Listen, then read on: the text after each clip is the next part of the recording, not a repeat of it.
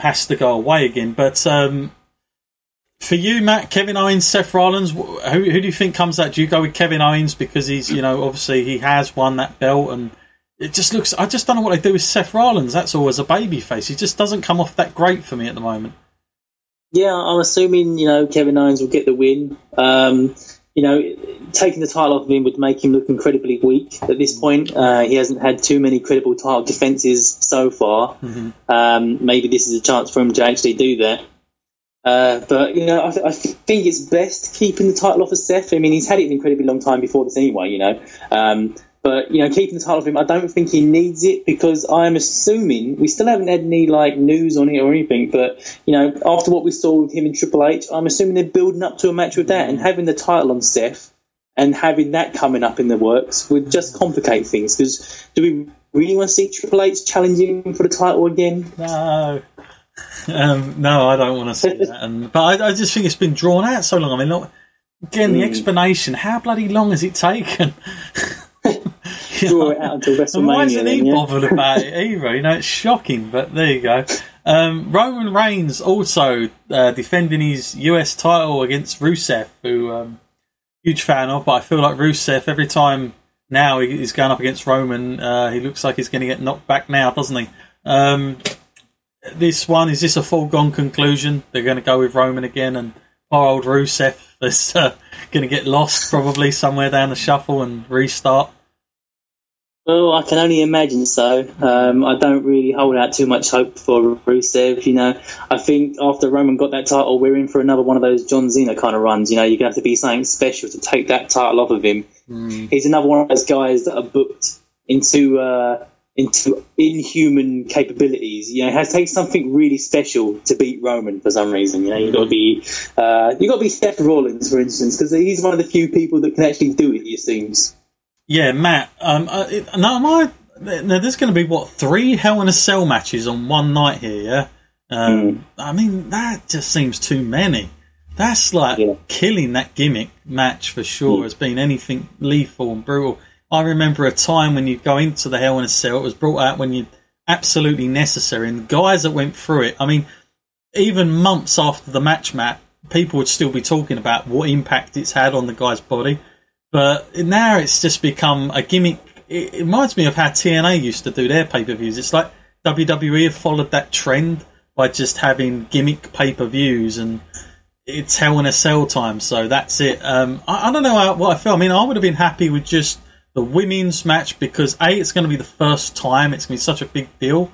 And the Universal title. I don't know why they felt the need to have 3, and I just think it's too many. There's only so many things you can do in that thing as well. Is it the Roman Reigns one that feels a little bit pointless for you? Yeah. 3. Absolutely. And that's not just because it's Roman Reigns. I mean, it just seems odd that they're going that way. I mean, if anything, at least don't have 3. Have maybe Owens and Seth in another kind of match. I don't know, an I Quit or something else. But I mean, just for 3 of them, I just think that's just packing the card of.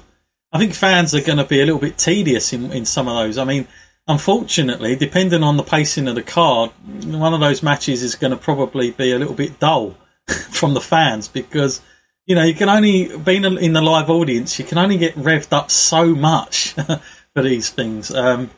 But just to talk about the women's title, Matt, I mean, this is a big deal to me, and it's a shame there just isn't 2 of these because it'd be even more of a bigger deal for me, this one.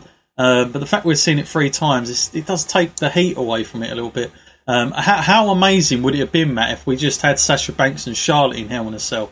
Because it's out of the 3, it's probably their feud that has combinated to this one because they've had probably the longest standing feud of the three matches. So, and it would have been so much more impactful. Imagine that going on last and the first time ever, But nonetheless, we've got what we've got. But now we know these 2 are more than capable. But and I heard on Ric Flair's podcast, he'd said something like, he doesn't want to. He's told Charlotte he doesn't want to turn up if she's going to do anything off the damn top of it. He just wants to stay at home because he'll probably run out and stop the match. But Charlotte said, you know, she wants to do something that nobody's ever seen. I mean, there's been a lot of stuff on this.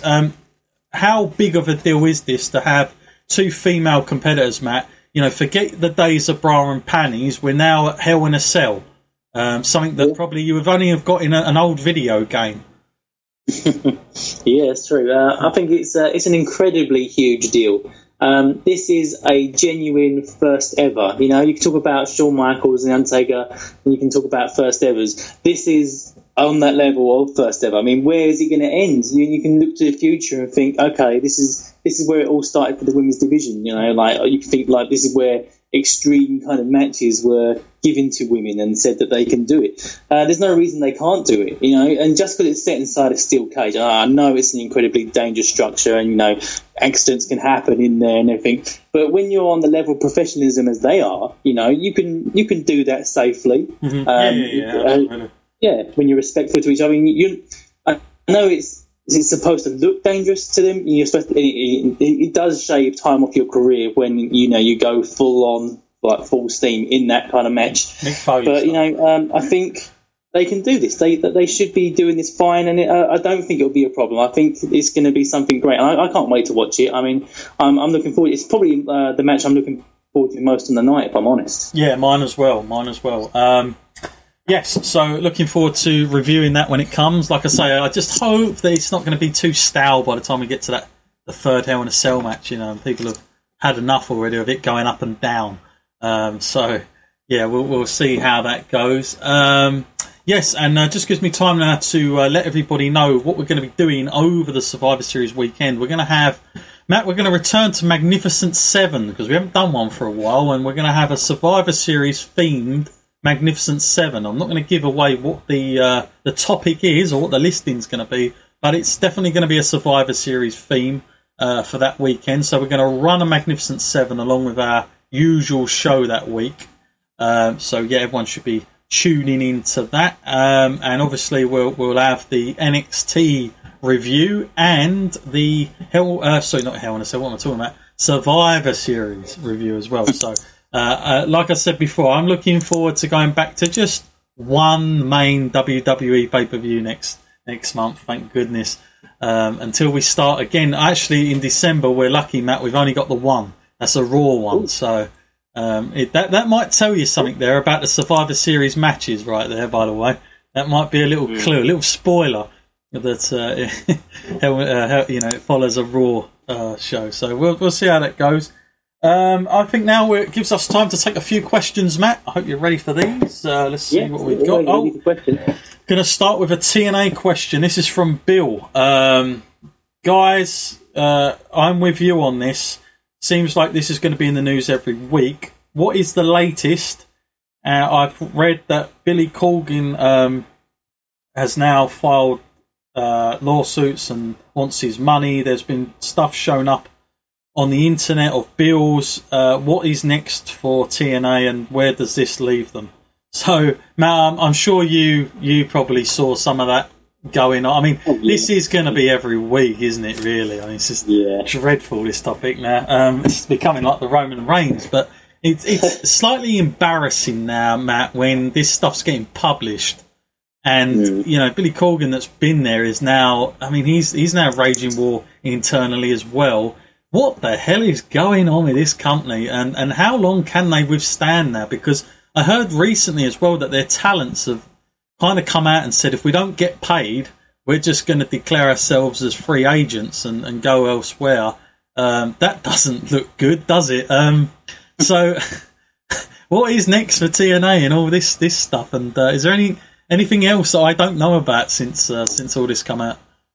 Well, this isn't going to make me sound too good. You know, I read that stuff about Billy Corgan and suing and everything, and then I was reading through the article, and then I just shut it down and I went, right, that's enough of that for one day. I thought, you know, this is getting tiresome now. It's every day I'm reading an article, and it's about, is TNA done? Is it finished? And then the next day, the company's up and running. You know, they put on a pay-per-view or something. Someone's giving them some money. So, you know, I've just kind of like given up the fact of thinking that it might die and just kind of thinking now, no, TNA has the best luck of any company in the world right now. It just somehow finds a way, you know. It's a miracle company, you know. It won't shut down because something always saves it.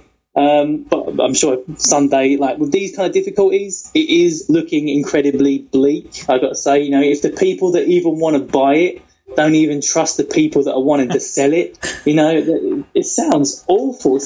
I couldn't imagine what it would be like. If I imagine someone like Cody Rhodes, who's just on there from WWE now, he's gone to this place and he's like, where the hell am I? It's chaos. Yeah, it is chaos. So I don't know where this ends, but like Matt, it's getting repetitive now. Delete, as Matt Hardy says. Let's just get rid of it.